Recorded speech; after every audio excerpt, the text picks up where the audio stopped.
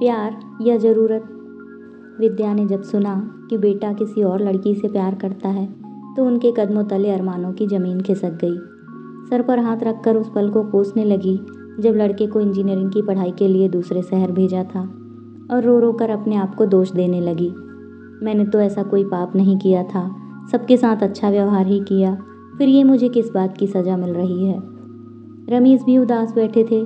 तभी अनूप आए, जो कि रमेश के पारिवारिक मित्र थे। उन्होंने समझाते हुए कहा, देख रमेश, हमारा ज़माना अलग था और अभी अलग, तो अपने आप को इस माहौल में ढालने की कोशिश करो, नहीं तो ज़िंदगी कष्टकारी हो जाएगी। क्या कर सकते हो अगर रवि नहीं मान रहा है? तभी अनूप की बात को बीच में ही काटते हुए रमेश ने कहा, मैं जानता हूँ कि ये हमारा समय नहीं है जो बाबूजी की बातों को और उनके सम्मान के लिए हम अपने आप को कुर्बान कर देते थे ताकि उनका सम्मान कम ना हो। अब ज़माना बदल गया है और अच्छा ही है। हम भी नहीं चाहते कि हम अपनी पसंद अपने बच्चे के ऊपर थोप। तो दिक्कत क्या है? लड़की तुम्हारे जाति की नहीं है? अनूप ने कहा, लड़की हमारे जात की नहीं होती तो भी चलती। ये लड़की अलग क्षेत्र की है, जिसकी भाषा भी अलग है, हमारे रीति रिवाज संस्कार को भी नहीं जानती। हम उसके रीति रिवाज भाषा को नहीं समझते। क्या वो हमारे साथ सामंजस्य बिठा पाएगी? मेरी छोड़ो, विद्या कैसे सामंजस्य बिठा पाएगी उसके साथ? यही सोचकर थोड़ी चिंता हो रही है। बेटे को ये समझ नहीं है कि शादी दो परिवारों के बीच होती है, ना कि दो लोगों के बीच। लेकिन आजकल तो बस पति पत्नी ही एक दूसरे को अपना समझते हैं, माता पिता के बारे में नहीं सोचते। और भी बहुत सारी बातें हैं। बेटे को लेकर भी चिंता है, जो वो अभी नहीं समझ पा रहा है। क्यों? आप लोग उसे अपने रीति रिवाज बताइएगा, सीख जाएगी। आखिर तुम्हारे घर की बहू बनने जा रही है, तुम लोगों के साथ ही रहने वाली है। अनूप ने कहा, नहीं, मीनू हमारे साथ नहीं रहेगी, वो भी जॉब करती है, रमेश ने कहा। हाँ, तो अब तुम लोग रवि के साथ ही रहोगे ना? आखिर कब तक रहोगे अकेले? भाभी की तबीयत तो वैसे भी सही नहीं रहती है, अनूप ने कहा। हाँ, एक लंबी सांस भरते हुए रमेश ने कहा। रवि को बहुत समझाया, लेकिन कुछ परिणाम ना निकला। रवि की जिद के आगे किसी की एक ना चली। रमेश और विद्या ने बच्चे की जिद के आगे घुटने टेक दिए और उन दोनों का विवाह कर दिया। हुआ वही जिसका उनको डर था। कुछ महीने बाद दोनों ये सोचकर बेटे के घर गए कि अब बची खुची जिंदगी आराम से गुजारेंगे, बच्चों के साथ ही रहेंगे। लेकिन कुछ ही दिनों में बहुत कुछ देख लिया। मीनू उनसे बात नहीं करती, बस अपने में ही लगी रहती, और रवि भी उसकी हाँ में हाँ मिलाता। दोनों ऐसे दिखाते कि उनके पास समय ही नहीं है।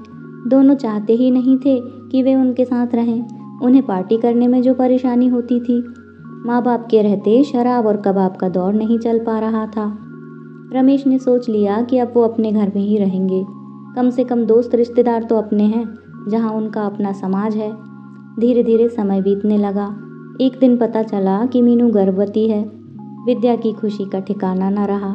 सारे मोहल्ले में उन्होंने मिठाइयाँ बांटी और रमेश से कहने लगी, जल्दी ही चलो, शुरू के 2-3 महीने देखभाल की ज़रूरत रहती है। इस पर रमेश ने कहा कि रवि ने एक बार भी नहीं बुलाया, ऐसे कैसे जाओगी? अरे अपने घर में जाने में बुलावे का इंतज़ार क्यों करना? लगता है तुम सब भूल गई हो। हाँ, मैं भूल ही गई हूँ, मुझे बहू के पास जाना है, विद्या ने कहा। ठीक है, मैं रवि से टिकट के लिए कह देता हूँ।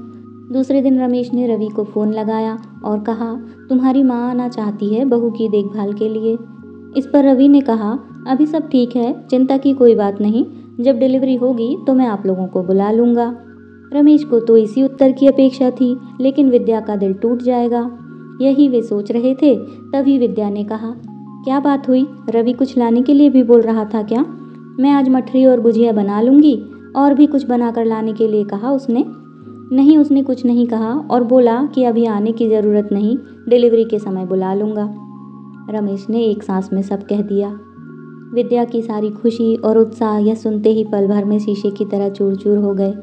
उस दिन से वो उदास रहने लगी, दुखी रहने लगी। बार बार बहू को देखने का जी करता, लेकिन मन मार लेती। अब उसकी तबीयत भी नासाज रहने लगी। सबसे बड़ी बीमारी जो लग गई थी, अपनों से परायपन की। समय बीतने लगा। डिलीवरी होने में अब 1 महीना बाकी था। रमेश खाना खाने बैठे ही थे, तभी रवि का फ़ोन आया। उसने कहा कि मैं आप लोगों का टिकट करा देता हूँ, आप लोग आ जाइए। रमेश ने अच्छा कहकर फ़ोन रख दिया। इस बार उन्होंने कुछ और ही सोच रखा था। विद्या यह सुनते ही खुश हो गई। माँ जो ठहरी, सारी तैयारी कर ली। रमेश उनकी खुशी को जानकर कुछ नहीं बोले। नियत समय पर वो बेटे के घर पहुंच गए, लेकिन इस बार तो नज़ारा बदला बदला था। बहू सास ससुर पर प्यार लुटाए जा रही थी। बेटा भी हर काम में रमेश से सलाह ले रहा था और उसने कहा कि अब आप लोग यहीं रहिए, गांव जाने की कोई ज़रूरत नहीं। विद्या फूले न समाई, लेकिन शायद रमेश दूरदर्शी थे, इसलिए उनकी चिकनी चुपड़ी बातों में नहीं आए। ऑपरेशन के द्वारा मीनू को बेटा हुआ। 1 महीना होने को था। विद्या ने बच्चा जच्चा दोनों की खूब सेवा की। मीनू भी अब ठीक हो गई, उसके घाव सूख गए। दूसरे दिन रमेश ने विद्या को बोला, परसों हम जा रहे हैं, इसलिए सारा सामान पैक कर लो। इस पर रवि ने कहा, परसों कैसे जाएंगे और क्यों जाएंगे, आप लोग अब यहीं रहिए। महीने 6 महीने में एक बार गांव चले जाइएगा। माँ जी, मैं अकेली बच्ची को कैसे संभालूंगी, फिर ऑफिस कैसे, किस पर बच्चे को छोड़कर जाऊंगी। रमेश ने कहा, मैंने टिकट ले लिया है कि हम परसों ही वापस जा रहे हैं। अपना घर छोड़कर कब तक यहाँ रहेंगे। बेटा बहू दोनों गिड़गिड़ाने लगे। विद्या को कुछ समझ नहीं आ रहा था कि रमेश इतना कठोर क्यों बन रहे हैं। बेटे बहू की सारी कोशिशें नाकाम रहीं उन्हें रोकने की। नियत समय पर रमेश और विद्या अपने रेलवे स्टेशन के लिए रवाना हो गए। घर पहुंचने के बाद विद्या ने गुस्से में पूछा, आपने ऐसा क्यों किया। इस पर रमेश ने कहा, तुम इतना ही समझो कि जब उन्हें हमारी ज़रूरत है तो हमें रोक रहे हैं। जब काम निकल जाएगा फिर हमारी अहमियत इन टूटी हुई कुर्सियों से अधिक नहीं होगी। मैंने जो कुछ भी किया बहुत सोच समझ कर किया। ये उनका प्यार नहीं था, ज़रूरत थी, और रिश्ते ज़रूरत नहीं होते। दोस्तों, कहानी पसंद आई तो इसे लाइक शेयर करें, साथ में चैनल को सब्सक्राइब करना बिल्कुल ना भूलें। ये एकदम फ्री है। मिलते हैं कल इसी टाइम इसी चैनल पर फिर एक नई स्टोरी के साथ। तब तक आप अपना ख्याल रखिए।